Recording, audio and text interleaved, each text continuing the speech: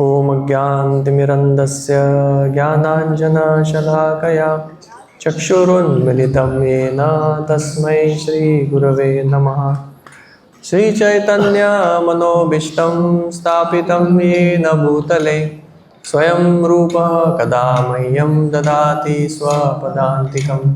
वन्देऽहं श्रीगुरो श्रीयुतापदकमलं श्रीगुरून् वैष्णवांश्च श्रीरूपं सागरजातां सहगणा रघुनाथान्वितं तं सजीवं साद्वैतं सावधूतं परिजनसहितं कृष्णचैतन्यदेवं श्रीराधाकृष्णपादान् सहगणा ललिता श्रीविशाखान्वितांश्च। नमो विष्णुपादाय कृष्णप्रेष्ठाय भूतले श्रीमते भक्तिवेदांत स्वामिन्ति नामिने। नमस्ते सारस्वते देवे गौरवाणी प्रचारिणे निर्विशेष शून्यवादी पाश्चात्य देशतारिणे। नमो महावदन्याय कृष्ण प्रेम प्रदायते कृष्णाय कृष्ण चैतन्य नामिने गौरत्विषे नमः। हे कृष्णा करुणा सिंधु दीनबंधो जगत्पते गोपेश गोपिका कांत राधा कांत नमोस्तुते। तप्त कांचन गौरांगी राधे वृंदावनेश्वरी वृषभानुसुते देवी प्रणमामि हरिप्रिये। वाञ्छाकल्पतरुभ्यश्च कृपा सिन्धुभ्येव च पतितानां पावनेभ्यो वैष्णवेभ्यो नमो नमः। जय श्री कृष्ण चैतन्य प्रभु नित्यानंद श्री अद्वैत गदाधर शिवासादि गौर भक्तवृंद। हरे कृष्णा कृष्णा कृष्णा हरे हरे हरे राम राम राम हरे हरे। हरे कृष्णा। आप सभी मेरे पीछे ये श्लोका दोहराइए। वंदे श्री कृष्ण चैतन्य नित्यानंदो सहोदितो गौड़ोदये पुष्पवन्तौ चित्तं सन्दोतमोनदो वंदे श्री कृष्ण चैतन्य नित्यानंद सहोदितो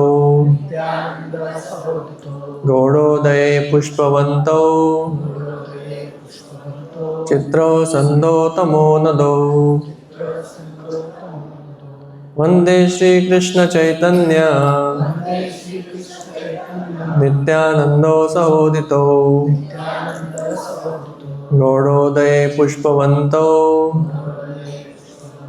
चित्रं सन्दोतमोनदो। तो हम श्री चैतन्य महाप्रभु और नित्यानंद प्रभु को नमस्कार करते हुए आज का गौर पूर्णिमा फेस्टिवल का जो सेलिब्रेशन है वो हम प्रारंभ करते हैं। तो गौर पूर्णिमा फेस्टिवल एक्चुअली कल है, लेकिन आज कल हमारा ग्रहण होने की वजह से आज हम उसके बारे में अभी ये करेंगे। तो भगवान श्री चैतन्य महाप्रभु आने के एक्चुअली 6 कारण हैं। उसमें से 3 कारण बाह्य कारण माना जाता है और 3 कारण जो है भगवान के अंदरूनी कारण। अंदरूनी कारण मतलब जो भगवान के हृदय की बातें हैं, वो गुह्य बातें हैं, और जो 3 कारण है वो हमसे संबंधित है।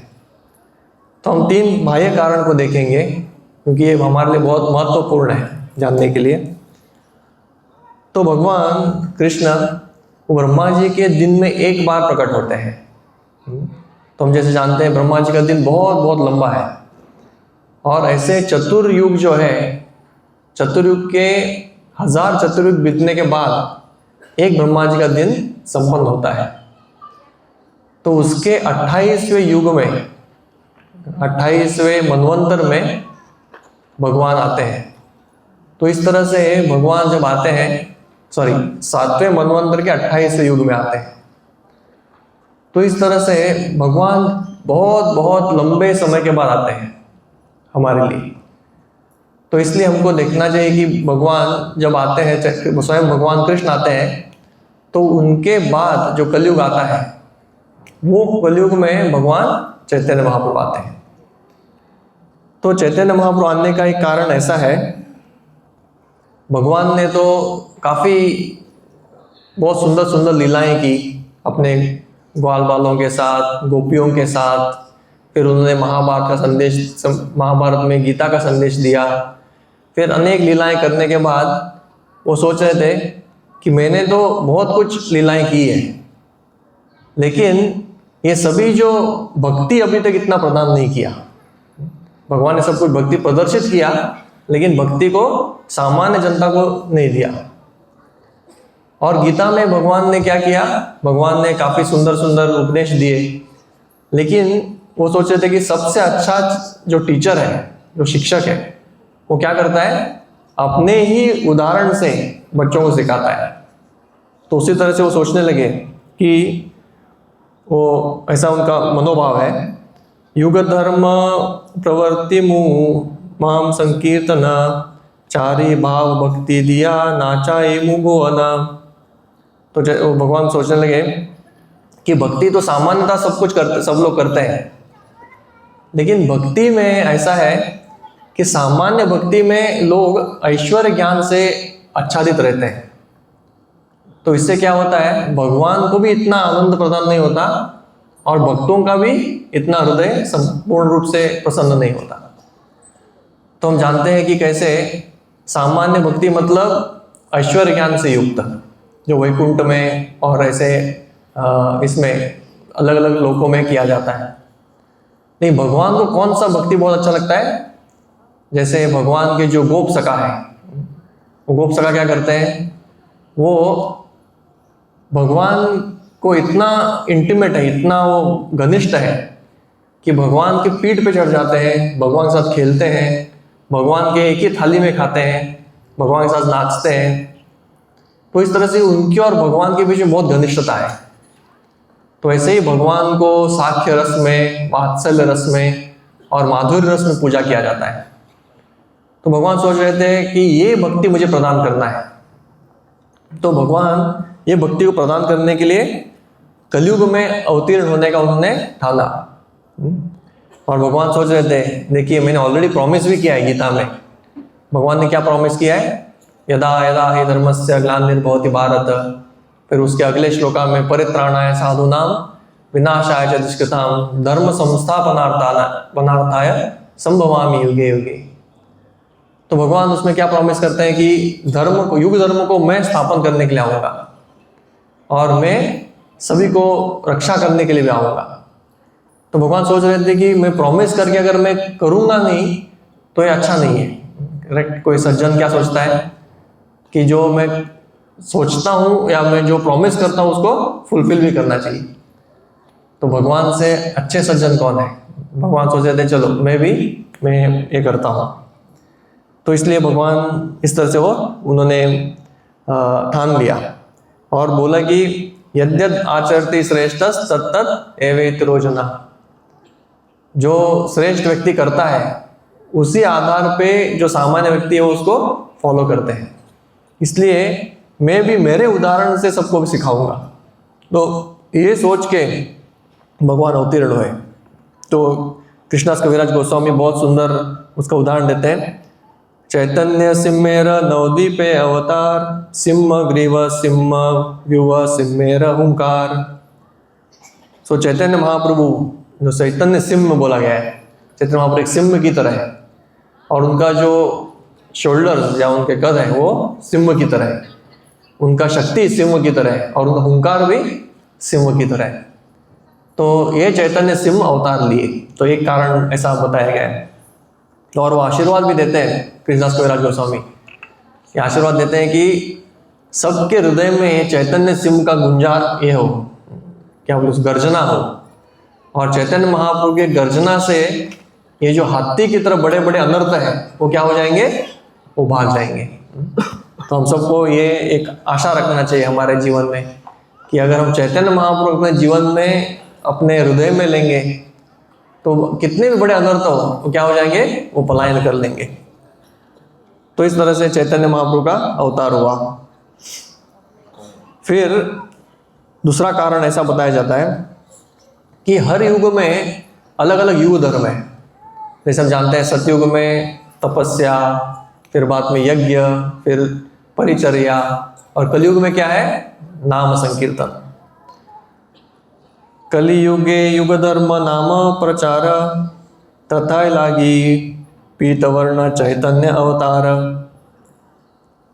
तो कलयुग में नाम अवतार या नाम संकीर्तन ये युग धर्म है, और उसको स्थापना करने के लिए चैतन्य महाप्रभु आए। मतलब हर युग में नाम संकीर्तन स्थापना होती है, और वो स्वयं विष्णु करते हैं, क्षीरोदक्षाय विष्णु वो अवतार लेके करते हैं, और वो चैतन्य नारायण के नाम से जाने जाते हैं। लेकिन इस बार क्या हुआ, जो चैतन्य महाप्रभु स्वयं भगवान, उनका और जो युग धर्म अवतार है वो दोनों में कोइंसाइड हो गया। उसने चलो अभी युग अवतार होना ही है तो स्वयं मैं जाना चाहूँगा, तो इसलिए वो अवतार लिए। और हम जानते हैं कि भगवान ये जो संकीर्तन को ये करने के लिए, प्रचार करने के लिए, आगे जाके 24वें साल में भगवान ने क्या किया? संन्यास ग्रहण किया। और ये संन्यास ग्रहण करके भगवान ने पूरे भारत भर में सबको बहुत प्रचुर मात्रा में संकीर्तन का आंदोलन का प्रचार किया। तो इसके उपलक्ष्य में ही अपने विष्णु सहस्त्र नाम में भी भगवान का उल्लेख आता है। बहुत सुंदर उसका एक पंक्ति है, सुवर्ण वर्ण हेमांगो वरंगश्चंदनागदी संन्यासकृत समा शांतो निष्ठा शांति परायणा। तो ये भगवान विष्णु के सहस्त्र नामों में एक है, और ये चैतन्य महाप्रभु के अवतार का एक संकेत है। भगवान का वर्ण सुवर्ण है, गोल्डन अवतार। तो सुवर्ण वर्ण हेमांगो, बहुत सुंदर उनका पूरा जो शरीर है गोल्ड की तरह चमकता है। और वरांगस चंदनांगदी, और वेरी ब्यूटीफुल, दिखने में बहुत सुंदर है। और उनका डेकोरेशन कैसे होता है? चंदन, बहुत गोपी चंदन हो या सैंडलवुड चंदन से उनका डेकोरेशन होता है। और ये उनके गृहस्थ लीला का ये है। और फिर वो क्या करते हैं? संन्यासकृत। और भगवान के कई अवतारों में से एक स्पेशल अवतार में संन्यास कहाँ पे लिया उन्होंने? ये चैतन्य महाप्रभु के इसमें लिया। और संन्यास लेके क्षमा शांतो, वो बहुत पीसफुल, कंप्लीटली शांत, और निष्ठा शांति परायण, मायावादियों का जो खंडन किया उन्होंने, और वो बहुत ही भक्तों के लिए बहुत परायण है। तो इस तरह से उनका वर्णन आता है। तो कलयुग में अवतार लेने का एक कारण, पहला कारण क्या था कि भगवान गीता में दिए गए प्रॉमिस को फुलफिल करने के लिए अवतार लिए। और अब ये दूसरा कारण है जहाँ पे युग धर्म को स्थापन करने के लिए अवतार लिए। तो ये दो कारण हम देख रहे हैं। फिर तीसरा कारण ऐसा है कि अद्वैत आचार्य, हम सब जानते हैं अद्वैत आचार्य स्वयं महाविष्णु सदाशिव के अवतार हैं। और वो जब अवतार लिए तो देख रहे थे कि पूरा जो दुनिया है वो इतना मटेरियलिस्टिक, इतना भौतिकता से जड़ा हुआ था कि लोगों को भक्ति का बिल्कुल भी आकर्षण नहीं था। और सब लोग अलग अलग तरह से डिबेट्स में लगे थे, और पैसा इकट्ठा करने में लगे थे, इंद्र तृप्ति में लगे थे, और भगवान नास्तिकवाद में थे, मायावाद का प्रचलन था। तो इस तरह से वो बहुत चिंतित हो गए। वो सोच रहे थे कि ये सभी जीवों को भगवान की भक्ति के बिना पूरा सृष्टि का मतलब ही क्या है। अगर हम देखेंगे पूरे सृष्टि, उसमें लोग तो जीवन ले रहे हैं, फिर अपना स्वयं का भरण पोषण करते हैं, इंद्र तृप्ति करते हैं, मर जाते हैं। ये तो जानवर भी करते हैं। तो जो पेड़ है, जानवर है, उसके तुल्य हो गया। इसलिए वो सोचने लगे अगर हम भगवान कृष्ण का अगर हम प्रचार नहीं करते तो फिर क्या होगा, इनका कोई यही नहीं है, लाभ ही नहीं है। इसलिए वो सोचने लगे कि स्वयं भगवान को बुलाना सबसे उचित है, क्योंकि भगवान जो है वही कृष्ण प्रेम दे सकते हैं। अभी मुक्ति दिया जा सकता है, लेकिन मुक्ति से क्या होने वाला है? मुक्ति से सेवा नहीं होता। तो सेवा करने के लिए क्या चाहिए? भक्ति का प्रचार करना चाहिए। तो इसलिए अद्वैत आचार्य का जो दया है, दया भाव, उससे उन्होंने भगवान को पुकारने का उन्होंने ठान लिया। तो ऐसा बोलते हैं कि अद्वैत आचार्य का बहुत इंपॉर्टेंट रोल है इधर, क्योंकि जो व्यक्ति बहुत ऊंचे पद पे है या कभी भी वो नीचे इसके संपर्क में नहीं आता भौतिक जगत के, वो हमारे प्रॉब्लम्स को नहीं समझ सकते। जैसे ऐसा बोल रहा है, जैसे एक गरीब व्यक्ति है तो गरीब व्यक्ति का प्रॉब्लम्स कौन समझेगा? जो उनके संपर्क में है, जो उनको देख रहा है नजदीक से, तो वो समझ जाता है। लेकिन अगर कोई अमीर व्यक्ति अपने जीवन में है, वो समझ नहीं पाता। उसी तरह से भगवान कृष्ण जो है, ही इज दी पूर्ण पुरुषोत्तम, पूर्ण रूप से वो अपने आनंद में वो मग्न है। उनका कोई और हमसे लेना देना है नहीं। मतलब एक तरह से देखा, जो भौतिक जगत से और भौतिक जगत को मैनेज करना, ये कृष्ण का काम नहीं है। लेकिन वो क्या सोच रहे थे, अभी अद्वैत आचार्य जो स्वयं भगवान विष्णु है, और वो क्या है, वो इस सृष्टि के करता है, इस धरती के, और हम सभी उनके अंडर है। तो वो उनके दया से भगवान को वो पुकारे, और वो सोचने लगे कि अपन ही श्री कृष्ण यदि करे न अवतार, अपन आचारी भक्ति करे न प्रचार, नाम विना कली काले धर्म नाही यार, कली काले कैचे हवे कृष्ण अवतार। तो सोचते थे कि अगर भगवान आएंगे स्वयं और वो प्रचार करेंगे तो क्या होगा, कृष्ण भक्ति का प्रचार हो सकता है। लेकिन भगवान को अवतीर्ण कराना ये कोई साधारण काम नहीं है। ऐसे बुलाने से थोड़े भगवान आ जाएंगे। भगवान सिर्फ भक्ति से आकर्षित होते हैं, उनको आकर्षित करने का और कोई रास्ता नहीं है। भगवान भी गीता में बोलते हैं कि भक्त्या मां विजानाति, भक्ति से ही मुझे जाना जा सकता है, और भक्ति से ही मैं प्रभावित होता हूँ, भक्ति से मैं जाना जाता हूँ, भक्ति से ही मैं पाया जाता हूँ। तो भक्ति के अलावा कोई और रास्ता नहीं है। इसलिए अद्वैत आचार्य भी सोच रहे थे कि मैं कैसे भगवान को इधर अवतरित कराऊं। तो ये सोचते हुए उनको वेदों में एक बहुत सुंदर, गौतमीय तंत्र में एक बहुत सुंदर एक श्लोका मिला। उसमें बताया जाता है, तुलसी दल मात्रेण जलस्य चुलकेन वा विक्रीणते स्वयं आत्मानाम भक्तेभ्यो भक्तवत्सला। बोले कि अगर एक व्यक्ति बहुत प्रेम से, ज़्यादा भगवान को कुछ देने का जरूरत नहीं है, भगवान सिर्फ क्या अर्पण करेंगे, गंगा का जल और उसके साथ तुलसी के पत्र, ये दो चीज़ें अगर कोई व्यक्ति प्रेम से भगवान को अर्पण करता है तो भगवान उससे खरीदे जाते हैं, क्योंकि भगवान क्या है, भक्त वत्सल है। तो ऐसा जब श्लोका अद्वैत आचार्य ने पढ़ा तो सोचे ये तो बहुत अच्छा तरीका है, बहुत आसान है। तो अद्वैत आचार्य के हृदय में तो बहुत गाढ़ भक्ति था ही, और उन्हें शालिग्राम उनके घर में थे, और उनका घर निकट किधर था, शांतिपुर में गंगा के तट पे ही था। तो गंगा पानी है, गंगा का जल है, तुलसी पत्र है, और अद्वैत आचार्य का महान भक्ति भी है। तो ये सब कंबाइन करके अद्वैत आचार्य ने इतने सुंदरता से उनका अर्चना की कि अद्वैत आचार्य के गर्जना से, अद्वैत आचार्य के पुकार से चैतन्य महाप्रभु ने अवतार लेने का निश्चय किया। तो हम देखते हैं कैसे ये तीन बाह्य कारण है भगवान के आने के लिए। एक तो प्रचार करने के लिए या अपने प्रॉमिस को फुलफिल करने के लिए कि मैं सबको उद्धार करूंगा, परित्राणाय साधु नाम। और फिर दूसरा था नाम संकीर्तन का प्रचार करने के लिए, और तीसरा था अद्वैत आचार्य के पुकार से। तो ऐसे तीन कारणों से चैतन्य महाप्रभु इस दुनिया में अवतरित हुए। और ऐसे तो ये तो तीन बाह्य कारण है, लेकिन भगवान के अंतरंग कारण क्या थे? भगवान सोच रहे थे कि मुझे भी भक्ति का अनुभव करना है। स्पेशली श्रीमती राधा रानी का जो भक्ति है वो इतना महान है, इतना गाढ़ है कि उसको देख के मैं भी अचंभित हो रहा हूँ। तो इस दुनिया में अगर भगवान को कोई व्यक्ति ये कर सकता है, सरप्राइज या वंडर करा सकता है, तो है श्रीमती राधा रानी। तो सोच रहे थे कि राधा रानी का भक्ति इतना है कि मुझे भी उसका डेप्थ पता नहीं, उसका गहरापन पता नहीं है, और वो तभी जाना जा सकता है जब मैं उसके अवतार में या उसके भाव में अवतार लूंगा। वो उसी तरह से है जैसे एक फूल जो है, फूल में तो बहुत अच्छे गुण हैं, उसमें बहुत सुंदर सुगंध है और उसके अंदर क्या है, नेक्टर, अमृत भी है। लेकिन वो उसको फूल खुद नहीं जानती।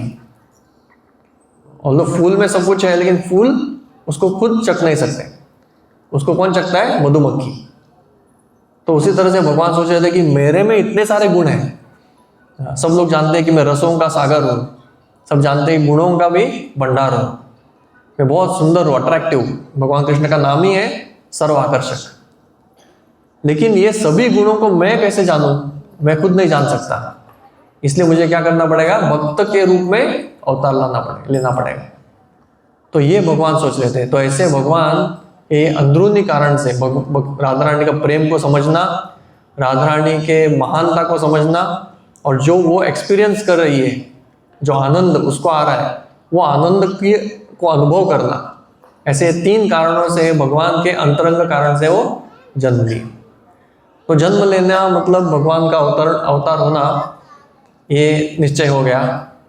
तो भगवान चाहते थे कि उनका जो मिशन हो वो पहले ही एस्टैब्लिश हो जाए। तो भगवान ने क्या किया? बहुत सुंदर अवसर लिया। अभी फॉर्चुनेटली कल ऐसा है कि फाल्गुन पूर्णिमा है और साथ में चंद्र ग्रहण भी है। वही सिचुएशन जब 500 साल पहले भगवान के अवतार हुआ था, सेम सिचुएशन। तो भगवान भी एक्चुअली अपने माता के गर्भ में 13 महीने तक रहे, और फिर जब सोच रहे थे क्यों नहीं आ रहे, तो उस समय नीलंबर चक्रवर्ती ने उन्होंने बताया कि ये सही मौके पे आएंगे, सबसे मोस्ट ऑस्पिशियस टाइम। तो कोई भी सोच सकता है कि ग्रहण सबसे ऑस्पिशियस कैसा है, सबसे मंगल कैसा है? ग्रहण तो सबसे अमंगल समय है। लेकिन भगवान जो ये है स्पिरिचुअली, अगर हम देखें, आध्यात्मिक दृष्टिकोण से देखेंगे, तो उस समय जब हरिनाम सब जगह हो रहा है, हरिनाम का गुंज हो रहा है, वो सबसे मंगलमय है। तो इसलिए भगवान जब चंद्र ग्रहण होने वाला था, तो सभी के मुख पे क्या चल रहा था? हरिनाम चल रहा था। यवन भी हरिनाम ले रहे थे।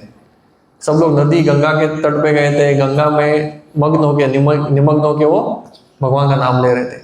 वैसे उनको कभी भी हरिनाम नहीं लेते थे, वो इतना कुछ धार्मिक नहीं थे।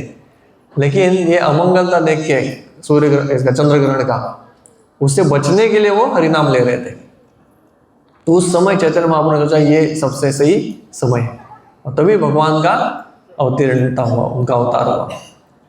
तो चैतन्य महाप्रभु जब अवतार लिए तो उनका जन्म एक नीम पेड़ के नीचे किया गया। क्यों? क्योंकि पहले के उनके जो सची माता के 9 पुत्रियां, उनका निधन हो गया था। तो सोच रहे थे कि ये बहुत हमारे ऊपर अमंगलता है या कुछ इन्फ्लुएंस है, इसलिए नीम का पेड़ जो है वो बहुत शुद्ध माना जाता है। तो उसके नीचे उनका अवतार हुआ। तो इसलिए उनका एक नाम क्या हुआ? निमाई। सब लोग बहुत प्रेम से उसको निमाई का नाम लिए, क्योंकि नीम के पेड़ के नीचे उनका अवतार हुआ। फिर चैतन्य महाप्रभु इतने सुंदर थे, इतने सुंदर उनका अंग था, ऐसा गोल्डन, ऐसा लग रहा है जैसे वो मोल्टन गोल्ड है, उसको कोई पकड़ा, और मक्खन की तरह वो इतना सॉफ्ट थे। और उनके सभी हाथ जो थे वो बर्ड्स की तरह, नए जो इसके जो नए पेड़ के जो पत्ते खिलते हैं उस तरह से। उनके होठ बहुत लाल थे, उनकी आंखें बहुत बड़ी थी, विशाल थी, इसके लोटस के पंखुड़ी की तरह। तो इस तरह से वो बहुत सुंदर दिख रहे थे। और वो देख के सब लोग इतना आकर्षित हो गए भगवान से, और सब माताएं बोलने लगी इसके अंग जो है इतने सुंदर है और इतना गोल्डन कलर है, इसका नाम क्या होना चाहिए? गौरांग। तो इस तरह गौरांग के नाम से भी उनको जाना गया। फिर आगे जाके जब नीलंबर चक्रवर्ती ने और भी उनके कुंडली को देखा, और उनको समझ में आया कि ये व्यक्ति जो है ये पूरे विश्व का क्या कर रहे हैं? भरण कर रहे हैं, पालन कर रहे हैं। तो स्वयं भगवान है, तो पूरे विश्व को कौन पालन कर रहा है? भगवान ही कर रहे हैं। तो वो देख के नीलंबर चक्रवर्ती ने बोला कि इनका क्या होना चाहिए नाम? विश्वम्भर। वो is protecting the whole world. तो एक तो विश्वम्भर तो एक तरह से देखा जाए बाह्य रूप से तो मेंटेन कर ही रहे हैं, लेकिन उससे भी इम्पोर्टेंट है वो सबके भक्ति को मेंटेन कर रहे हैं। जो भी भगवान के संपर्क में आता है चैतन्य महाप्रभु के, वो भक्ति में पूरा मग्न हो जाता है, और इसलिए उनका नाम हुआ विश्वम्भर। और जब वो बहुत छोटे थे तो जब वो रोते थे तो आसानी से चुप नहीं होते थे, तो सभी माताएं साथ में आके बहुत प्रयास कर रही थी, बेटा चुप हो जाओ चुप हो जाओ। उनको खिलौना दिया, उसको और कुछ दिया, खाने के लिए दिया, दूध दिया, लेकिन कुछ भी हो वो चुप नहीं हो रहा है। तो बहुत फ्रस्ट्रेट होके बोले हरी हरी क्या करें अभी हम लोग, कुछ नहीं कर सकते। तो जब हरि का नाम लिया ऐसा सरेंडर होके, तो हरि सुनते ही वो चुप हो गए। तो सब सोचने लगे अरे ये क्या मैजिक है, हमने इतना सब प्रयास किया चुप नहीं हो रहा था, अभी हरि बोलते चुप हो गए। तो उनको समझ में आया, फिर से जब रोने लगा तो फिर से कुछ दिया तो चुप नहीं हुआ, फिर से हरी हरी बोलने लगा तो सब वो चुप हो, शांत हो गया और ताली बजाने मतलब हंसने लगा। तो ऐसे चैतन्य महाप्रभु जब किए तो इनको वो समझ में आ गया, ये जो बेटा है इसको और कुछ आकर्षक नहीं है, एक ही चीज़ है हरि का नाम। एक तो उसको हरि का नाम सुनना है, और दूसरों को भी, दूसरों के मुख से भी उसको क्या करना है, हरि का नाम कहलाना है। तो इधर ही चैतन्य महाप्रभु ने जन्म लेते ही पहले तो सिखाया कि हरि नाम का स्थापना करने के लिए उनका जन्म हुआ है, और अभी उनके कार्यों से भी वो दिखा रहे थे कि हरि नाम का ही उनका प्रचार करने के लिए हुआ है। तो इस तरह से वो पहले गौरंग तो जाने ही जाते थे, लेकिन अभी उनको वो क्या बुलाने लगे, गौर हरि, क्योंकि हरि का नाम से वो चुप हो रहे थे। तो गौरांग, गौर हरि, निमाय और विश्वम्भर, इस तरह से उनके जो पहले ये मुख्य नाम उनके से मिले। तो ऐसे हम चैतन्य महाप्रभु का कल हम गौर पूर्णिमा कर रहे हैं, उनके आगे के जो पास्ट टाइम्स हैं वो हमारे लिए अच्युत गोपाल प्रभु हमको बताने वाले हैं।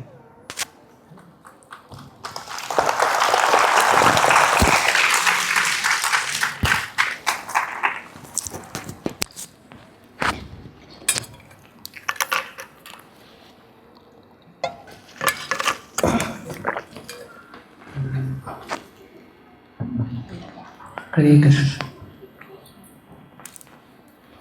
हरे कृष्ण।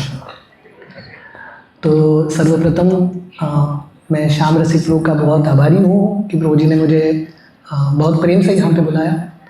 एक्चुअली आज मेरा वृंदावन जाने का टिकट था, पर प्रभु जी बोले नहीं आपको रुकना पड़ेगा। तो प्रभु जी का बहुत इच्छा है कि मैं भक्ति में प्रगति करूँ, आप सब भक्तों का सेवा करके। भक्ति विनोद ठाकुर उनके गीत में बताते हैं, भक्त सेवा परम सिद्धि प्रेम लतिकर मूलम। भक्ति का जो मूल है, भक्ति के वृक्ष का, उसका सिंचन होता है भक्तों का सेवा करके। So I am very grateful to Shyam Rasik Prabhu. Shrimad Bhagavatam के 10वें स्कंद में एक बहुत सुंदर श्लोक है, समाश्रिता ये पाद पल्लव प्लवम महत्पदम पुण्य यशो मुरारे भवाम्बुधिर वत्स पदम परम पदम पदम पदम यद विपदाम न तेषा। ये ब्रह्मा जी द्वारा बोला गया श्लोक है। ब्रह्मा जी बता रहे हैं यहाँ पे, ये दुनिया का परिस्थिति मतलब पदम पदम यद विपदाम न तेषा, कौन से पद पे कहाँ पे कठिनाई आएगी हम बोल नहीं सकते। हम देख रहे हैं न्यूज़ में ईरान में क्या चल रहा है, ईरान ने अलग अलग मिसाइल चला दिया जीसीसी कंट्रीज़ में। तो ये दुनिया कहीं पे सेफ प्लेस नहीं है। जिनको लग रहा था दुबई बहरीन बहुत ही सेफ प्लेस है, वहाँ पे भी बम उड़ रहे हैं। बहुत साल पहले हमारे राधा गोपीनाथ मंदिर में राधानाथ महाराज भागवतम क्लास दे रहे थे, और भागवतम क्लास देने के बाद महाराज जी के बहुत सीनियर डिसाइपल है आनंद वृंदावन प्रभु, उन्होंने महाराज जी को प्रश्न पूछा। ये जब वो प्रश्न पूछ रहे थे, उस साल बॉम्बे के स्टॉक एक्सचेंज में एक बॉम्ब ब्लास्ट हुआ था, और आनंद वृंदावन प्रभु बॉम्बे के स्टॉक एक्सचेंज में काम करते हैं। तो उन्होंने महाराज को पूछा, महाराज जी जब वो बॉम्ब ब्लास्ट हुआ स्टॉक एक्सचेंज में, और जब मैं वहाँ पे था, मैं हरे कृष्णा महामंत्र बहुत तीव्रता से पुकार रहा था, पर अभी वो बॉम्ब ब्लास्ट नहीं है, घर में सब सुख शांति है, मैं जब हरे कृष्ण महामंत्र लेता हूँ उतनी तीव्रता से नहीं आता। महाराज जी बोले अब वो बॉम्ब ब्लास्ट को याद करना और समझना माया का बॉम्ब हर जगह है, इसलिए ये जगह का नाम है बॉम्बे। प्लेस में देयर इज बॉम्ब एवरीवेयर। तो आपको लगेगा Goa is very safe place, कुछ हो नहीं सकता, पर ये भौतिक दुनिया कहीं पे सेफ नहीं है। एक ही जगह है सेफ्टी, जहाँ पे हम भक्तों के सानिध्य में आके भगवान का श्रवण करते हैं। जैसे हम सालकर जी ने श्रीमान सालकर जी ने यहाँ पे बताया भक्तों का खासियत है अब्जॉर्प्शन, तल्लीनता, है कि नहीं।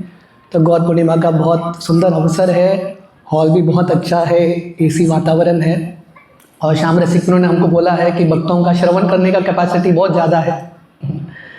तो गौर पूर्णिमा मनाने का सही तरीका है भगवान के बारे में ज़्यादा से ज़्यादा श्रवण करना। तो अर्जुन प्रिया प्रभु ने बहुत सुंदर तरीके से महाप्रभु क्यों अवतार लेते हैं उनका बाह्य कारण बताया, और महाप्रभु के थोड़े बाल्य लीला का वर्णन किया। मैं थोड़ा बहुत वर्णन करना चाहता हूँ महाप्रभु के यौवन लीला, खासकर महाप्रभु दीक्षा कैसे लेते हैं, हरिनाम संकीर्तन कैसे शुरू करते हैं। एक भक्त बता रहे थे महाप्रभु के ये अवतार का आने का एक कारण, एक दृष्टिकोण वो समझा रहे थे। बता रहे थे सत्य युग में भगवान का अवतार हुआ नरसिम्हदेव, है कि नहीं। नरसिंह भगवान कैसे प्रकट हुए, कंबे से प्रकट हुए, और नरसिंह भगवान जब प्रकट हुए और उन्होंने हिरण्यकशिपु का वध किया और प्रहलाद को अपने गोद में रखा और प्रहलाद को बहुत सारा प्रेम दिया, ममता, माता पिता का वात्सल्य प्रेम। तो नरसिंह भगवान जब प्रहलाद को प्रेम दे रहे थे वो सोच रहे थे मैं तो प्रहलाद को माता पिता का प्रेम दे रहा हूँ, पर मैंने स्वयं माँ पिता का प्रेम का अनुभव नहीं किया, क्योंकि नरसिंहदेव के माता पिता कौन है, कोई जानता है क्या। नरसिंहदेव के माता पिता कंबे से आए, तो उनके माता पिता नहीं है। तो नरसिंहदेव ने इच्छा व्यक्त किया अगले अवतार में, अगले युग में जब आऊँगा मैं माता पिता को स्वीकार करूँगा। और त्रेता युग में भगवान आए हैं रामचंद्र के रूप में, कौशल्या दशरथ महाराज उनको माता पिता के रूप में स्वीकार करके उन्होंने वात्सल्य रस का अनुभव किया। और रामलीला में सत्य रस का भी अनुभव होता है, दास्य रस का और माधुर्य रस का, पर उतने घनिष्ठता से नहीं होता। तो भगवान राम ने इच्छा व्यक्त किया मुझे ये जो माधुर्य रस है उसका जो परम सीमा है उसका अनुभव करना है। वो इच्छा को पूर्ण करने के लिए अगले युग में, द्वापर युग में, वही भगवान रामचंद्र भगवान कृष्ण के रूप में आए, और भगवान कृष्ण ने रासलीला का अनुभव बहुत बड़े स्केल पे किया, है कि नहीं। भगवान राम की एक पत्नी व्रत, भगवान कृष्ण के 16,108 पत्नियां, लाखों गोपियां, भगवान कृष्ण ने रासलीला का अनुभव बहुत सुंदर तरीके से किया। पर वर्णन आता है कृष्ण लीला के बाद कृष्ण के मन में एक इच्छा उठा। कृष्ण सोच रहे थे राधा रानी मुझसे इतना प्रेम करती है, राधा रानी का भक्ति क्या है कृष्ण भगवान समझ नहीं पाए। तो राधा रानी की भक्ति को स्टडी करने के लिए, समझने के लिए वही कृष्ण भगवान चैतन्य महाप्रभु के रूप में आते हैं। वासुदेव घोष उनके गीत में लिखते हैं श्री राधार भावे एबे गौर अवतार, हरे कृष्ण नाम गौरा करीला प्रचार। राधा रानी के भाव में गौरांग महाप्रभु आते हैं, वही कृष्ण राधा रानी के कलर में और राधा रानी के भाव में। और महाप्रभु क्या कर रहे हैं, सबको ये हरे कृष्ण महामंत्र का प्रचार कर रहे हैं। तो जैसे प्रभु जी बता रहे थे कलयुग ऐसा परिस्थिति है जहाँ पे इतने सारे पीड़ा हैं, इतने सारे कष्ट है, कलयुग के लोगों का उद्धार कैसा होगा। तो कलयुग के लोगों को ये हरि नाम संकीर्तन, ये हरे कृष्ण महामंत्र देने के लिए महाप्रभु का आगमन होता है। इसलिए सब अवतारों में से महाप्रभु का ये अवतार, गौरांग महाप्रभु का ये अवतार सबसे कृपालु अवतार माना जाता है। परम करुणा बहुदुई जन निताई गौर चंद्र, सब अवतार सार शिरोमणि केवल आनंद कंद। लोचन दास ठाकुर बताते हैं अगर आप सिस्टमैटिकली, प्रॉपरली, डिटेल में डीपली स्टडी करेंगे सब अवतारों को, आपका ये निष्कर्ष निकलेगा कि सबसे कृपालु अवतार, सब अवतारों के क्रश ज्वेल, शिरोमणि है श्री चैतन्य महाप्रभु। तो ये इंट्रोडक्शन के साथ हम थोड़ा बहुत महाप्रभु के दीक्षा की लीला और महाप्रभु ये संकीर्तन आंदोलन कैसे शुरू करते हैं उसका वर्णन करेंगे।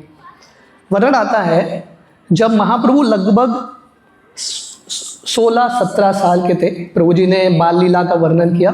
महाप्रभु का विवाह हो जाता है विष्णु प्रिया से। महाप्रभु निमाई पंडित के रूप में नवद्वीप में गृहस्थ थे। वो एक संस्कृत व्याकरण शिक्षक के रूप में लीला कर रहे थे। जब वो 16 साल के थे या 17 साल के थे, उनके पिताश्री जगन्नाथ मिश्र गुजर जाते हैं। क्यों गुजर जाते हैं? महाप्रभु के एक बड़े भाई थे, उनका नाम था विश्वरूप। विश्वरूप ने संन्यास ले लिया, क्योंकि विश्वरूप अद्वैताचार्य के प्रवचन में जाते थे, सत्संग में थोड़ा वैराग्य आ गया है कि नहीं। भक्त जब जाते हैं इस्कॉन के प्रोग्राम में थोड़ा तो वैराग्य आ ही जाता है। तो विश्वरूप घर छोड़ के भाग गया। तो जगन्नाथ मिश्र अपने पहले पुत्र के विरह में अपना शरीर त्यागते हैं। तो चैतन्य महाप्रभु या निमाई पंडित उस समय सोच रहे थे अभी मेरे ऊपर उत्तरदायित्व है। हर लड़का या पुत्र का कर्तव्य होता है अपने पिताश्री के लिए, गुजरे हुए पिताश्री के लिए पिंड अर्पण करना। तो महाप्रभु निश्चय करते हैं कि मैं गया जाऊंगा। आप लोगों ने गया के बारे में सुना है, गया क्षेत्र में पिंड अर्पण होता है। वहाँ पे भगवान विष्णु के चरण हैं और विष्णु के चरण को पिंड या अन्न चढ़ाया जाता है पूर्वजों के उद्धार करने के लिए। तो महाप्रभु क्योंकि गृहस्थ थे, ये धर्म का पालन कर रहे थे, महाप्रभु चले गए गया। और वो जब गया गए वो विष्णु के चरण का उन्होंने दर्शन किया। सबसे बड़ा हाईलाइट होता है गया में उनको ईश्वरपुरी का संग मिलता है। ईश्वरपुरी कौन है? श्री चैतन्य महाप्रभु के गुरु। जब वो ईश्वरपुरी से मिलते हैं महाप्रभु बोलते हैं गया यात्रा सफल होइला हमारा गया यात्रा सफल हो गया। महाप्रभु ये नहीं बोल रहे मेरा गया यात्रा सफल हुआ क्योंकि मैंने विष्णु के चरण का दर्शन किया, वो तो डेफिनेटली है, पर यात्रा जिंदगी सफल कब होता है? जब हम भक्तों का दर्शन करते हैं, भक्तों का कृपा प्राप्त करते हैं। तो महाप्रभु ईश्वरपुरी से मिलके इतने खुश थे। महाप्रभु ईश्वरपुरी को बोलते हैं मुझे अपना ज़िंदगी सफल करना है, मुझे भवसागर से बाहर निकलना है, आप कृपा करके मुझे दीक्षा दीजिए। बिना गुरु स्वीकारे, बिना दीक्षा प्राप्त करे ये दुनिया से हम छुटकारा प्राप्त नहीं कर सकते। तो महाप्रभु हमको सिखा रहे हैं। ये आज के सत्र में हम महाप्रभु के थोड़े लीलाएं भी देखेंगे और सबसे इम्पोर्टेंट हमारे ज़िंदगी में महाप्रभु हमको क्या सिखा रहे हैं। तो महाप्रभु हमको सिखा रहे हैं कि भक्ति में हमको थोड़ा गंभीर बनने की आवश्यकता है। We have to become serious in life. तो महाप्रभु इतने सीरियस थे, वो बोलते हैं मुझे दीक्षा प्राप्त करना है। ईश्वरपुरी महाप्रभु को टेस्ट करते हैं, वो बोलते हैं अरे आप तो बहुत बड़े पंडित हो, मैं तो इतना क्वालिफाइड नहीं हूँ, स्वयं अपने आप को नम्र मान रहे थे, तो मैं आपको दीक्षा नहीं दे सकता। तो महाप्रभु ईश्वरपुरी को बोलते हैं आप मुझे चीट मत करना, आप माधवेंद्रपुरी के शिष्य हो, आप बहुत महान हो, प्लीज़ आप कृपा करके मुझे दीक्षा दीजिए। इस प्रकार चैतन्य महाप्रभु ईश्वरपुरी से दीक्षा की याचना करते हैं। उसी समय जब महाप्रभु एक 10-15 दिन गया में थे, एक दिन ईश्वरपुरी उनके घर में आते हैं और महाप्रभु प्रसाद बनाए थे सिर्फ उनके लिए। पर जब ईश्वरपुरी आते हैं महाप्रभु स्वयं ईश्वरपुरी का सेवा करते हैं। तो महाप्रभु साक्षात कृष्ण है, पर अपने उदाहरण से हमको सिखा रहे हैं कि साधुओं का सेवा करना, गुरु का सेवा करना। भगवान कृष्ण गीता में बताते हैं तत्विद्धि प्रणिपातेन परिप्रश्नेन सेवया उपदेक्षन्ति ते ज्ञानम ज्ञानिनस् तत्वदर्शिना। ये सिद्धांत है कि अगर किसी को गुरु का कृपा प्राप्त करना है तो पहला नम्रता से गुरु का सेवा करना। तो चैतन्य महाप्रभु साक्षात भगवान है, पर अपने उदाहरण से अपने गुरु की नम्र सेवा करते हैं। और एक उचित दिन में ईश्वरपुरी महाप्रभु को दीक्षा देते हैं हरे कृष्ण महामंत्र में। महाप्रभु दीक्षा प्राप्त करके ऐसा लगता है कि उनकी ज़िंदगी में कंप्लीट एक ट्रांसफॉर्मेशन आ जाता है और महाप्रभु पागल हो गए कृष्ण के लिए। कृष्ण कृष्ण करके रो रहे थे, उनके शरीर में अष्ट सात्विक विकार, एक्सटेसी के अलग अलग सिम्टम्स। जब वो फिर से गए विष्णु के चरण का दर्शन करने के लिए, उनके आंखों से इतने अश्रु गिर रहे थे, अपने अश्रु से ही भगवान के चरण का अभिषेक कर रहे थे। तो महाप्रभु अलग ही एक्सटेसी में चले गए। तो महाप्रभु के साथ उनके स्टूडेंट्स गए थे। महाप्रभु उस समय ग्रामर टीचर थे। स्टूडेंट्स, उनको लग रहा था पता नहीं क्या हो गया टीचर को, सडनली ऐसे भावुक हो गए टीचर। तो स्टूडेंट्स को लग रहा था 2-3 दिन बाद इस्कॉन का थोड़ा भूत उतर जाएगा, हमारे टीचर नॉर्मल हो जाएंगे। पर महाप्रभु का एक्सटेसी दिन ब दिन बढ़ रहा था। और एक दिन महाप्रभु रात के समय अपना कमरा छोड़ के भाग गए। और महाप्रभु कहाँ भाग रहे हैं? वृंदावन की ओर भाग रहे हैं। वृंदावन वृंदावन राधा रानी गोवर्धन करके महाप्रभु भाग रहे थे वृंदावन की ओर। उस समय आकाशवाणी होती है, सब देवता महाप्रभु को बोलते हैं आपका अवतार हुआ है नाम संकीर्तन का आंदोलन शुरू करने के लिए। आप अभी से वृंदावन भाग जाएंगे तो नवद्वीप में हरिनाम संकीर्तन कौन शुरू करेगा? ये आंदोलन कैसे फैलेगा? तो महाप्रभु को बोलते हैं हमारा नम्र रिक्वेस्ट है, हम आपको ऑर्डर नहीं कर सकते पर रिक्वेस्ट कर सकते हैं, आप पहले नवद्वीप जाइए, संकीर्तन आंदोलन शुरू कीजिए, बाद में सही समय पर वृंदावन की प्राप्ति कीजिए। तो महाप्रभु देवताओं का आज्ञा का पालन करते हुए महाप्रभु नवद्वीप पहुंचते हैं। जब वो नवद्वीप पहुंचते हैं, नवद्वीप में समाचार, क्योंकि महाप्रभु ऑलरेडी काफ़ी फेमस थे निमाई पंडित के रूप में, नवद्वीप में ऐसा समाचार फैल जाता है कि निमाई पंडित पागल हो गया। अलग ही है, पहले महाप्रभु बहुत ही गंभीर थे, अभी वापस आने के बाद महाप्रभु हमेशा कृष्ण को देख के या कृष्ण के नाम का उच्चारण करते हुए रो रहे हैं। तो किसी को पता नहीं था क्या चल रहा है। तो समय महाप्रभु सब भक्तों को बुलाते हैं, शुक्लंबर ब्रह्मचारी के घर में सब भक्तों को बुलाते हैं और महाप्रभु बोलते हैं मैं आप सब लोगों से कुछ बोलना चाहता हूँ।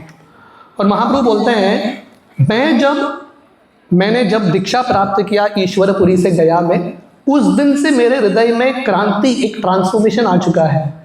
मैं पहला जैसा नहीं रहा हूँ, मुझे कृष्ण की प्राप्ति करनी है। और महाप्रभु बोलने लगे जब मैं गया से वापस आ रहा था नवद्वीप, कनई नटशाला करके एक स्थान है, ये स्थान अभी भी है, झारखंड में आता है कनई नटशाला, बहुत सुंदर स्थली है गंगा के तट पे। तो एक वृक्ष के नीचे महाप्रभु बैठे थे। महाप्रभु ये पूरा प्रसंग अपने भक्तों को सुना रहे हैं। वृक्ष के नीचे बैठे थे महाप्रभु और महामंत्र का जप कर रहे थे, अभी अभी दीक्षा मिला है, महामंत्र का जप कर रहे थे। आगे से उन्होंने देखा कि एक बहुत सुंदर बालक पीताम्बर धारण करके श्याम वर्ण का हाथ में मुरली लेके मुरली बजा रहा है। तो महाप्रभु गौर से देख रहे हैं ये लड़का कौन है, और ये लड़का धीरे धीरे उनके पास आने लगता है। और महाप्रभु निमाई पंडित देखते हैं कि ये लड़के के वक्षस्थल में कौस्तुभ मणि है, श्रीवत्स है, समझ जाते हैं ये कृष्ण है। तो महाप्रभु साक्षात कनई नटशाला में कृष्ण को देखते हैं और महाप्रभु सोच रहे थे कृष्ण तो वृंदावन में है, ये कनई नटशाला में कैसे आ गए। देखते देखते भगवान कृष्ण उनके नजदीक आते हैं, नजदीक आके कृष्ण भगवान उनको आलिंगन करके दूर चले जाते हैं। महाप्रभु भाग के जाते हैं कृष्ण को प्राप्त करने के लिए, पर कृष्ण भगवान वहां से अदृश्य हो गए। तो महाप्रभु ये पूरा प्रसंग भक्तों को बताते हैं और भक्तों को बोलते हैं मैंने कृष्ण को देखा पर कृष्ण को मैंने खो लिया, मुझे कृष्ण को प्राप्त करना है, I want to achieve Krishna in my life, आप लोग मेरी मदद कीजिए। तो जैसे मैं बता रहा हूँ कि हमारी ज़िंदगी में महाप्रभु हमको सिखा रहे हैं कि ऐसा एक तड़प होना चाहिए कृष्ण को प्राप्त करने के लिए। हम ये संस्था में आए हैं, अंतर्राष्ट्रीय कृष्ण महामनामृत संघ, किसके लिए आए हैं? हम आए हैं मुख्यतः भगवान को प्राप्त करने के लिए। ये मनुष्य ज़िंदगी का लक्ष्य होना चाहिए। हमको ये ज़िंदगी में भगवान का दर्शन करना है। आप में से कितने लोगों को करना है भगवान का दर्शन? यस, सबको करना है। अगर इच्छा तीव्र नहीं है तो आज का दिन है प्रार्थना करना भगवान से। This should be our desire in life. भगवान को प्राप्त करना है कुछ भी कीमत पे। This should be the aim in life, भगवान का दर्शन करना। तो महाप्रभु बहुत नम्रता से भक्तों को बोलते हैं आप लोग तो बहुत सीनियर डिवोटीज हो, क्योंकि महाप्रभु अभी अभी आए हैं भक्ति में, ये भक्त तो पहले से भक्ति में है। महाप्रभु उनको बोलते हैं प्लीज़ आप मेरा मार्गदर्शन करना। जब महाप्रभु वापस आते हैं गया से, जैसे मैं बता रहा था महाप्रभु हमेशा एक्सटेसी में थे। गया नवद्वीप में लोग बोलने लगे ये निमाई पंडित पागल हो गया, शायद भूत प्रेत सवार हो गया इसके ऊपर। होता है ना, गांव में ऐसा चर्चा होता है, शायद भूत प्रेत सवार हो गया। तो एक कोई सज्जन व्यक्ति बोलने लगा ये साधारण भूत नहीं है, बहुत खतरनाक भूत है, इसका निमाई पंडित के भूत को उतारने के लिए उसको बहुत नारियल पानी पिलाना पड़ेगा, दिमाग ठंडा हो जाएगा। ऐसा लोग बोल रहे हैं। थोड़े लोग बोलने लगे नारियल पानी से नहीं होगा, निमाई पंडित के सर पे विष्णु तेल का मालिश करना पड़ेगा। थोड़े लोग बोलने लगे ये भी नहीं चलेगा, ये भूत जो है बहुत खतरनाक भूत है, कृष्ण प्रवेश कर चुके हैं, इनको रस्सी से बांध के रखना पड़ेगा, पता नहीं क्या करेगा, आउट ऑफ कंट्रोल है। तो सची माता के कान तक, महाप्रभु के माँ सची माता के कान तक ये सब समाचार पहुंच रहा है कि आपका लड़का पागल हो गया, हाथ से चला गया। सची माता को इस सब पे विश्वास नहीं। तो महाप्रभु एक दिन श्रीवास ठाकुर को मिलते हैं। जैसे मैं बता रहा था, महाप्रभु के पहले काफ़ी सारे सीनियर डिवोटीज थे ऑलरेडी नवद्वीप में, अद्वैताचार्य, श्रीवास ठाकुर, हरिदास ठाकुर इत्यादि। वो श्रीवास ठाकुर से मिलते हैं और महाप्रभु बहुत नम्रता से श्रीवास ठाकुर को पूछते हैं, मुझे एक प्रॉब्लम है, मैं इसका सल्यूशन चाहता हूँ, आप प्लीज़ मुझे काउंसलिंग कीजिए। अभी कौन? महाप्रभु साक्षात भगवान भक्तों के पास जाके काउंसलिंग मांग रहे हैं। तो ये जो श्लोक है, बच्चों ने शिक्षाष्टकम का वर्णन किया, महाप्रभु ने सिर्फ ये 8 श्लोकों की रचना की और उसमें से ये एक श्लोक बहुत ही इंपॉर्टेंट श्लोक है। तृणादपि सुनीचेन तरोरपि सहिष्णुना अमानीन मानदेन कीर्तनीय सदा हरि। अगर हमको कंटिन्यूसली भगवान के नामों का उच्चारण करना है, ये नम्रता होना बहुत इंपॉर्टेंट है। तो महाप्रभु साक्षात भगवान पर भक्तों के सामने नतमस्त होके उनसे काउंसलिंग ले रहे हैं। चैतन्य महाप्रभु जब जगन्नाथपुरी में था, हम नम्रता के बारे में बात कर रहे हैं, महाप्रभु की नम्रता का और एक बहुत सुंदर कहानी है। जब महाप्रभु संन्यास लेके 24 साल की उम्र में महाप्रभु जगन्नाथपुरी पहुंचे, तो महाप्रभु जगन्नाथपुरी जब गए, पहले दिन सीधा गए जगन्नाथ के पास, क्योंकि पहले बार जगन्नाथ को देख रहे, भाग के गए जगन्नाथ जी के पास।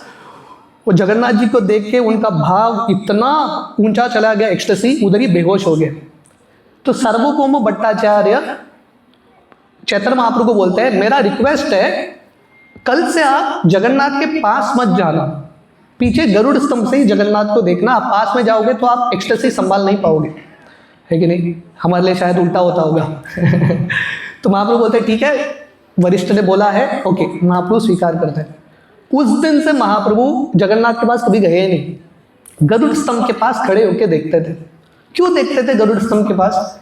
क्योंकि महाप्रभु के हृदय में ऐसा नम्रता था, वो सोच रहे थे, मैं तो इतना तुच्छ भक्त हूँ, मैं तो भक्त हूँ ही नहीं, जगन्नाथ जी तो मुझे कभी देखेंगे ही नहीं, पर जगन्नाथ जी के महान भक्त है गरुड़, जगन्नाथ जी तो गरुड़ को डेफिनेटली देखते रहे होंगे, तो अगर मैं गरुड़ के पास रहूंगा, जगन्नाथ जी का थोड़ा कृपा मुझे भी आएगा।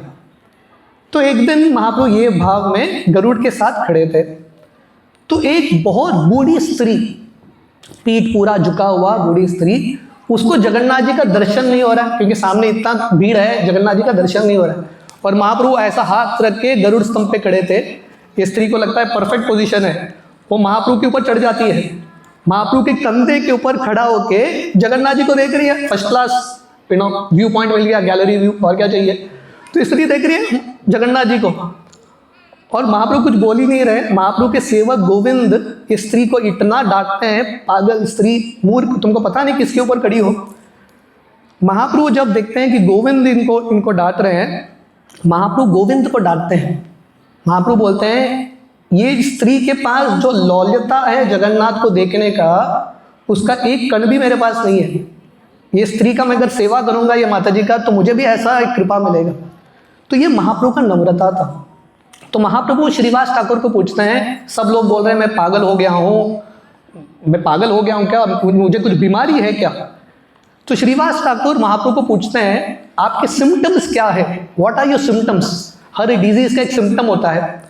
तो महाप्रभु बोलते हैं, मेरा सिम्टम है, जब मैं हरे कृष्ण महामंत्र का जप करता हूँ, मेरे आंखों से अश्रु निकलते हैं, बाल खड़े होते हैं, कंपन होता है, मेरा वचन गदगदित होता है, ये मेरे सिम्टम्स हैं। तो श्रीवास ठाकुर बोलने लगे, यस, आपको बीमारी है, और ये बीमारी मुझे भी चाहिए, this the only disease that everyone should have, और आपकी बीमारी का नाम है कृष्ण प्रेम। आप कृष्ण के लिए पागल हो गए हो। ये जो कृष्ण प्रेम है, जो शिवजी ब्रह्मा जी के लिए दुर्लभ है, वो आपको मिला है, आप बहुत भाग्यशाली हो। उस दिन श्रीवास ठाकुर महाप्रभु को बोलते हैं, देखो आपके ये भाव को बाहर के लोग समझ नहीं सकते, सिर्फ शुद्ध भक्त समझ सकते हैं। मेरा आपसे रिक्वेस्ट है, आज से आप मेरे घर में कीर्तन कीजिए, सिर्फ हम स्पेसिफिक भक्तों को बुलाएंगे जो आपके ये भाव को समझ सकते हैं। उस दिन से श्रीवास ठाकुर के घर में संकीर्तन का शुरुआत होता है। हम यहाँ पे बैठे हैं इतने सुंदर हॉल में, गौर पूर्णिमा मना रहे हैं। गोवा में हमारे इतने सारे सेंटर्स हैं, दुनिया भर में कितने सारे सेंटर्स हैं। हमारे पूरा इस्कॉन या प्रचार, पूरा कार्य का शुरुआत कहाँ से हुआ? नवद्वीप। और नवद्वीप में भी कहाँ से? श्रीवास ठाकुर के घर से। महाप्रभु का इस्कॉन का सेंटर नहीं था वहाँ पे, श्रीवास ठाकुर का घर खोल दिया श्रीवास ठाकुर ने। और उस दिन से प्रैक्टिकली दिन में रात में महाप्रभु अपने भक्तों के साथ श्रीवास ठाकुर के घर में कंटिन्यूस अलग अलग लीलाएं करते थे। तो मैं एक दो श्रीवास आंगन के लीलाओं का मैं वर्णन करूंगा और एक दो लेसन्स जो हम सीख सकते हैं, and then we will stop for today. जैसे कृष्ण लीला में, जैसे बता रहा था, भगवान कृष्ण के अनेक सारे लीलाएं हैं। भगवान कृष्ण के सब लीलाओं में से सबसे श्रेष्ठ लीला कौन सा है? भगवान कृष्ण का रास लीला, सर्व लीला सार, द टॉप मोस्ट लीला। वही भगवान कृष्ण का रास लीला कलयुग में संकीर्तन लीला बनता है। और वृंदावन में सबसे श्रेष्ठ स्थली है जो वृक्ष वंशीवट, जिसके नीचे भगवान कृष्ण ने मुरली बजा के रास लीला किया, रास स्थल, वो सबसे श्रेष्ठ स्थल है। वही रास लीला का स्थली कृष्ण लीला, चैतन्य महाप्रभु की लीला में श्रीवास आंगन बनता है। और श्रीवास आंगन में महाप्रभु अपने भक्तों के साथ बहुत सुंदर लीलाएं करते हैं। मैं एक दो लीला आपको सुनाऊंगा जिससे पता चलता है कि भक्तों का हृदय क्या है और महाप्रभु हमको क्या सिखाना चाहते हैं।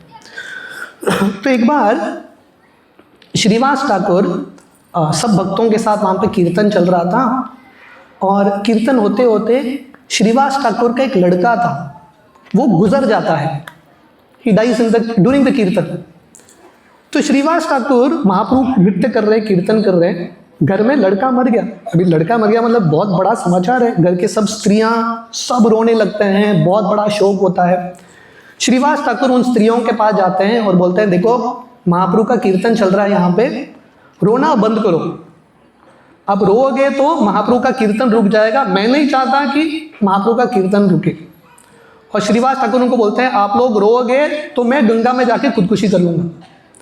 तो ये स्त्रियां सोच रहे थे, पहले से लड़का चला गया, हम रोएंगे तो पति भी चले जाएंगे, क्या करेंगे? वो अपना मुंह बंद करते हैं, कंट्रोल करते हैं रोने को।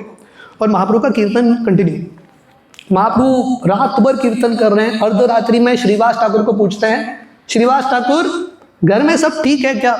Everything is good? Shrivas Thakur बोलते हैं, उनका विश्वास देखो, बोलते हैं, भगवान आपके होते हुए, भक्तों के होते हुए, कीर्तन के होते हुए घर में अमंगलमय क्या हो सकता है? एवरीथिंग इज गुड, सब कुछ मंगलमय है। महाप्रभु और कीर्तन कर दे। ऐसा बहुत घंटों कीर्तन करने के बाद फाइनली एक भक्त जाके महाप्रभु को बोलते हैं, श्रीवास ठाकुर का लड़का गुजर गया। महाप्रभु पूछते कब? बोलते 5 घंटा पहले। महाप्रभु बोलते कोई बताया नहीं, श्रीवास ठाकुर ने बोला ही नहीं। तो महाप्रभु सोच रहे थे, मेरे भक्त मुझसे इतना प्रेम करते हैं, और खासकर भक्तों को, इन भक्तों को, श्रीवास ठाकुर को खासकर, भगवान की भक्ति में कितना विश्वास। हमारी ज़िंदगी में कुछ अड़चन आता है, पहला चीज़ हम भक्ति माला छोड़ देते हैं, first thing we give up. हमारा भगवान में विश्वास डगमगा जाता है पूर्ण तरीके से। पर श्रीवास ठाकुर का ये विश्वास देखो, महाप्रभु का हृदय पिघल जाता है। महाप्रभु जाते हैं बच्चे से मिलने के लिए, और महाप्रभु, ये लड़का गुजर चुका है, आत्मा चला गया है। महाप्रभु अपना हाथ रखते हैं बच्चे के छाती पे और उसके आत्मा को बुलाते हैं, और ये बच्चा उठ के खड़ा हो जाता है। और महाप्रभु इसको पूछ रहे हैं, कुछ बताओ। तो ये छोटा सा बालक बोलता है, हे भगवान, मेरे बहुत सारे जन्म होके गए, मेरे बहुत सारे माता पिता होके गए, पर ये जिंदगी मेरा सफल हो गया। This life is perfect. हालांकि छोटा जिंदगी था, पर जिंदगी परफेक्ट है, क्योंकि मुझे ऐसे भक्त श्रीवास ठाकुर, मालिनी जैसे माता पिता मिले, भक्तों का सानिध्य मिला, मैं कंटिन्यूसली आपका दर्शन कर पाया, कीर्तन सुन पाया, मेरा जिंदगी सफल। ये बोल के ये लड़का वापस आत्मा फिर से चला जाता है, और वहाँ की सब स्त्रियाँ उनको सांत्वना मिलता है। तो ये लीला से पहला तो हम श्रीवास ठाकुर का विश्वास देखते हैं, और दूसरा चीज़ हम देखते हैं, देखिए ज़िंदगी में सुख दुख तो आते रहेंगे, ये सब तो चलता रहेगा, पर द मोस्ट इम्पॉर्टेंट थिंग, हमको बहुत कृतज्ञ होना चाहिए। जैसा ये लड़का बहुत कृतज्ञ है कि बिना क्वालिफिकेशन के, बिना योग्यता के हमको भक्तों का सानिध्य मिला है, भगवान का नाम श्रवण करने का अवसर मिला है, ऐसे उत्सव में प्रसाद चखने का अवसर मिल रहा है। This is a great fortune. ब्रह्मांडे भ्रमिते कौन भाग्यवान जीव, गुरु कृष्ण प्रसादे पाई भक्ति लता बीज। ब्रह्मांड में करोड़ों योनि में भ्रमण करके करोड़ों जन्मों के बाद किसी को ऐसा अवसर मिलता है। So we have to consider ourselves very very fortunate. हमको अपने आप को बहुत भाग्यशाली मानना चाहिए। इस प्रकार श्रीवास आंगन में ऐसे एक बहुत सुंदर लीलाएं होती है। एक बार क्योंकि घर में श्रीवास ठाकुर के घर में, जैसे मैं बता रहा था, बाहर के लोगों को एंट्री नहीं था। आज के प्रोग्राम थोड़ा अलग है, today's program is open door entry for everyone, पर श्रीवास ठाकुर के घर में देयर वाज अ रिस्ट्रिक्शन, बाहर के लोगों को एंट्री नहीं था। I just and with 2 past times, ठीक है, बाहर के लोगों को एंट्री नहीं था। तो वहाँ के जो ब्राह्मण थे, स्मार्ट ब्राह्मण, उनको बहुत ईर्ष्या होने लगा, ये इस्कॉन वाले अपने आप को क्या सोचते हैं, हमको एंट्री नहीं दे रहे। तो एक ब्राह्मण था जिसका नाम था गोपाल चापल। तो ये ब्राह्मण क्या करता है, श्रीवास ठाकुर के नाम को खराब करने के लिए रात में श्रीवास ठाकुर के घर के बाहर मांस, मदिरा, ये सब चीज़ रखता है और सुबह जाके सबको घोषणा करता है ये निमाई पंडित और ये सब भक्त रात भर बैठ के कीर्तन नहीं कर रहे, दारू पी रहे, मांस खा रहे, स्त्रियों का संग कर रहे। इमेजिन करो, 500 साल पे भी महाप्रभु को ये सब फेस करना पड़ा, ये सब निंदा। तो श्रीवास ठाकुर को जब ऐसा समाचार मिलता है, श्रीवास ठाकुर कुछ करते ही नहीं है, उनको नाम खराब कर रहे हैं गोपाल चावल, पर श्रीवास ठाकुर कुछ करते नहीं, वेरी वेरी टॉलरेंट, सहनशील। पर क्योंकि गोपाल चापल ने श्रीवास ठाकुर के प्रति अपराध कर दिया, उसको लेप्रेसी, कुष्ठ रोग हो जाता है। और फाइनली महाप्रभु श्रीवास ये गोपाल चापल को माफ करते हैं। जब फाइनली गोपाल चापल जाके श्रीवास ठाकुर का कृपा मांगता है, उनका आशीर्वाद मांगता है, उनका क्षमा याचना मांगता है, तभी महाप्रभु उसको माफ करते हैं। तो यहाँ पे भी हम देखते हैं, पहला श्रीवास ठाकुर हमको सिखा रहे कि दुनिया में हम कोई भी हो, निंदा तो होगा, something will come in this world, but we have to learn to be tolerant, हमको सहनशील होने का प्रयास करना है। दूसरा चीज़ हम यहाँ पे देखते हैं, अगर कोई भक्तों के प्रति अपराध करेगा, भगवान कभी माफ नहीं करेंगे। उनके भगवान के प्रति कोई अपराध करेगा, भगवान माफ करेंगे, पर भक्तों के प्रति अपराध भगवान कभी माफ नहीं करेंगे। तो इस प्रकार श्रीवास आंगन में ऐसे प्राइवेट भक्तों के साथ, शुद्ध भक्तों के साथ कीर्तन हो रहा था। तो जैसे मैं बता रहा था, वहाँ के ईर्ष्यालु ब्राह्मण बहुत इनसिक्योर होने लगते हैं। तो उस समय पूरे बंगाल में मुस्लिम गवर्नमेंट था। नवद्वीप का डिस्ट्रिक्ट मैजिस्ट्रेट था काजी, एक मुस्लिम व्यक्ति था काजी।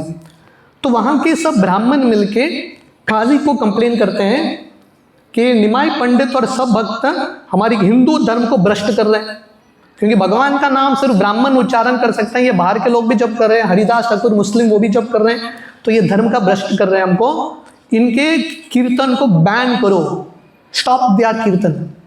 हिंदुओं ने कंप्लेन किया, मुस्लिम को ऑलरेडी उसको बंद करना था, अभी हिंदुओं से कंप्लेन आ गया। तो वो काजी जो है अपने सैनिकों को भेजता है वहाँ पे और चेतावनी देते हैं, आज से यहाँ पे कीर्तन बंद, नवद्वीप नो कीर्तन, फिर से हम कीर्तन का आवाज़ सुनेंगे सीधा जेल। तो सब भक्त डर गए, बहुत बड़ा प्रॉब्लम होगा।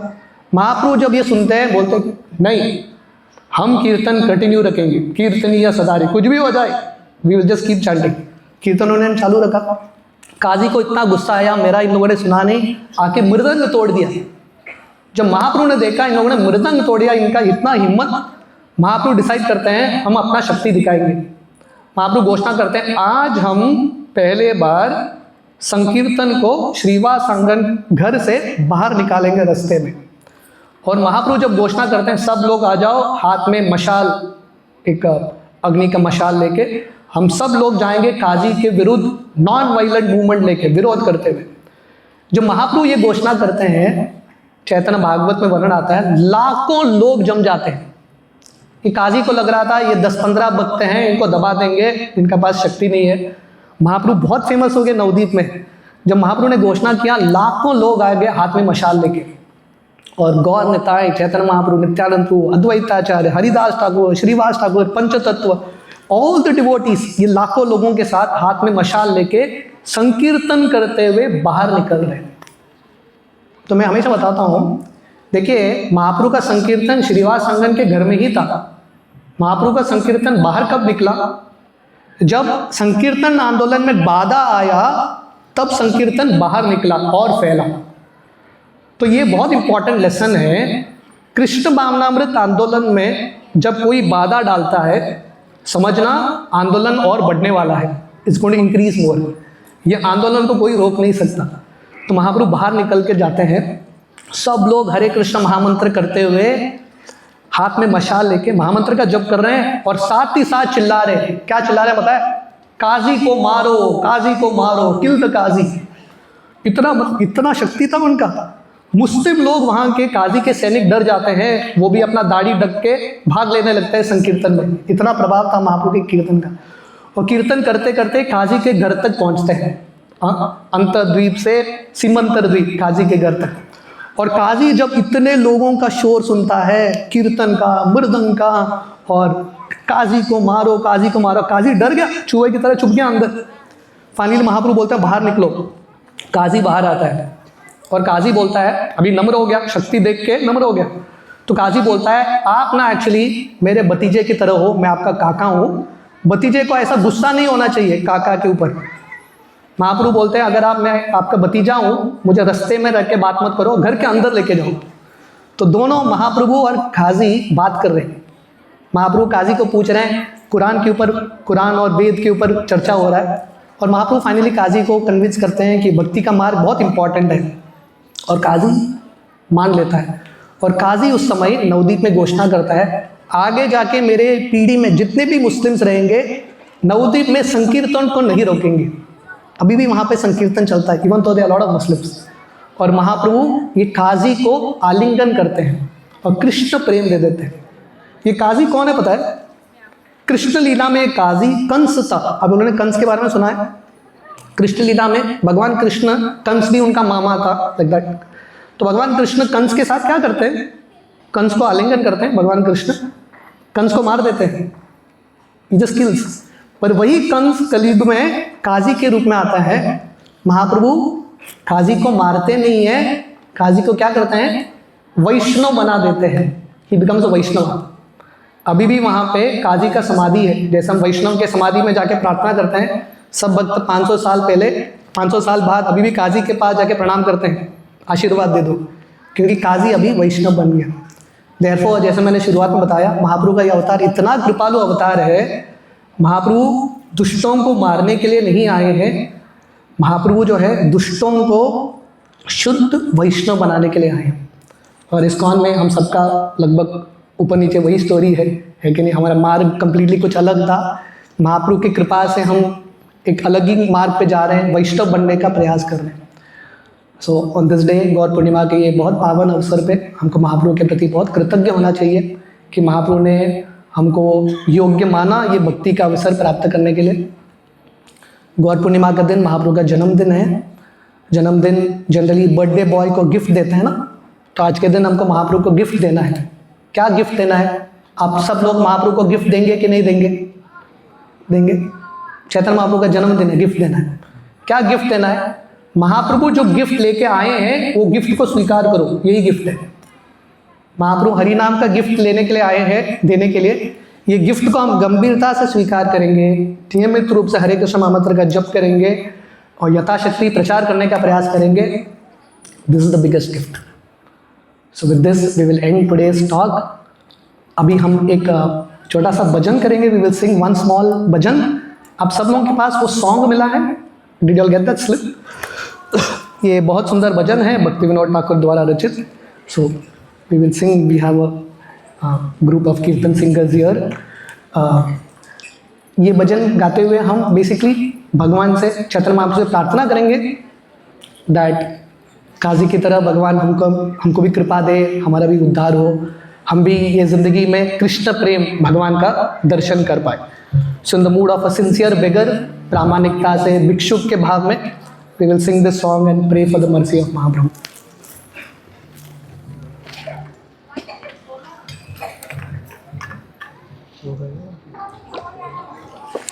The main chorus, the punches they will sing.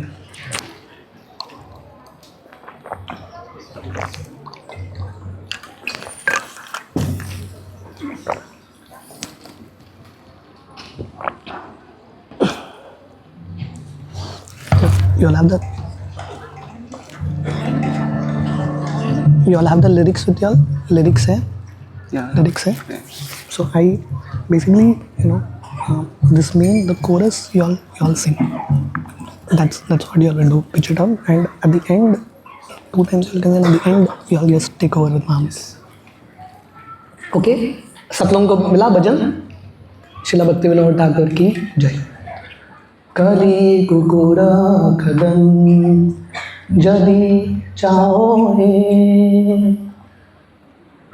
कली कुकुर खदन जदि चाहे,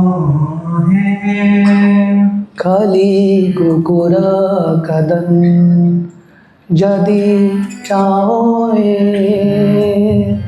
कली कुकुर खदन जदि चाहे, कलियुग पावन कलिबयनाशन श्री सच्चिनंदन गाओए। कलियुग पावन कलिबयनाशन जोर से गाइए। श्री सच्चिनंदन गाओए। कलियुग पावन कलिबयनाशन श्री सच्चिनंदन गाओए। कलियुग पावन कलिबयनाशन श्री सच्चिनंदन गाओए। गदाधर मदन नितायर प्राणधन अद्वैतेर प्रपूजित गौरा।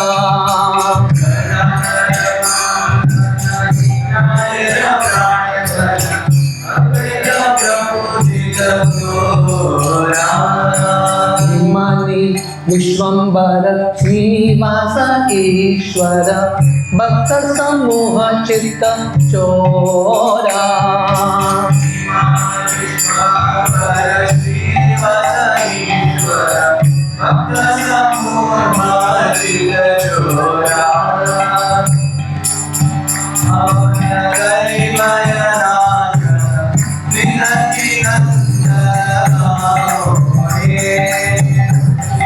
गाइए यस।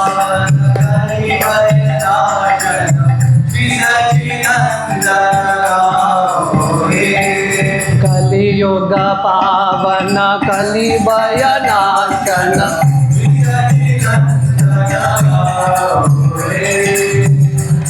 गाइए, जोर से गाना है।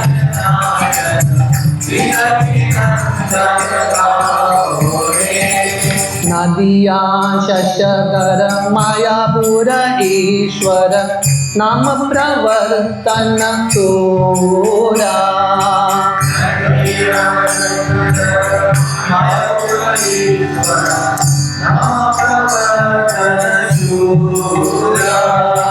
नदिया शशधर मायापुर ईश्वर नाम प्रवर्तन चोरा।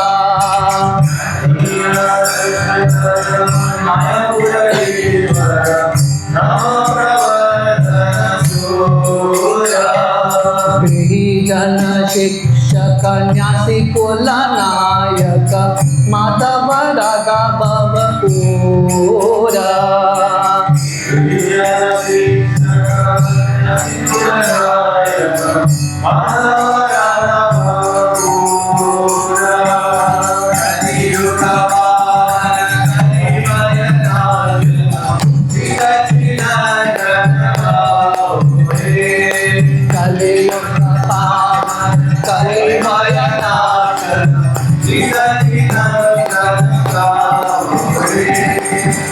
कलियुग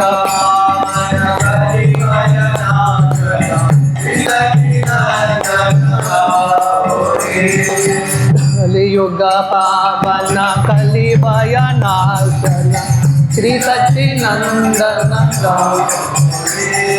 सर्वभौम शोधन गजपति तारण रामानंद पोषण वीरा।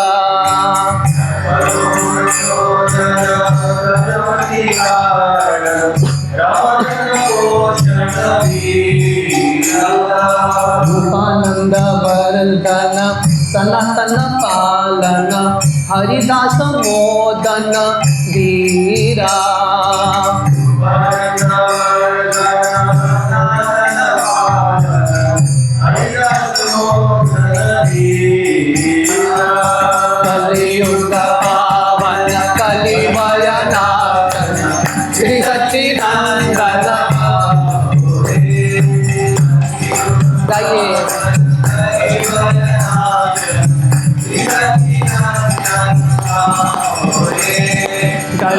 कलियुग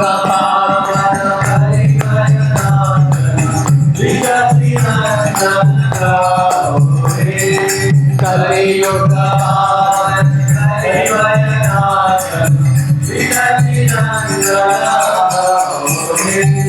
ब्रज रस बावन दुष्ट मत शातन कपट विघटन कामा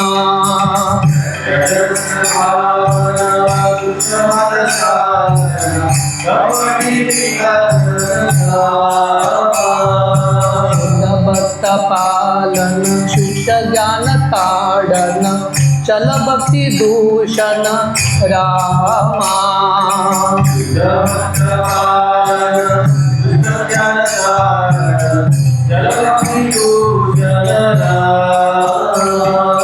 कलियुग पावन कलिभय नाशन सच्चिदानंद होए कलियुग पावन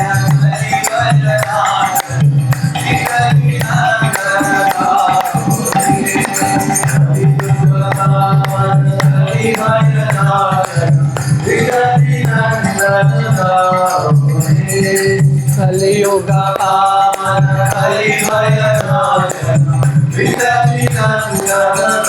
होए श्री सच्चिदानंद गाओए श्री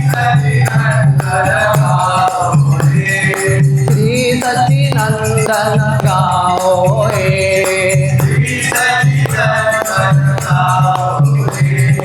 श्री सच्चिदानंद गाओए हरे कृष्णा कृष्णा कृष्णा हरे हरे हरे राम राम राम हरे हरे